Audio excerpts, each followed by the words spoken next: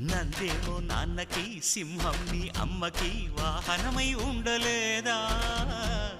ఎలకేమో తమరికి నెమలేమో తంబికి రథమల్లే మారలేదా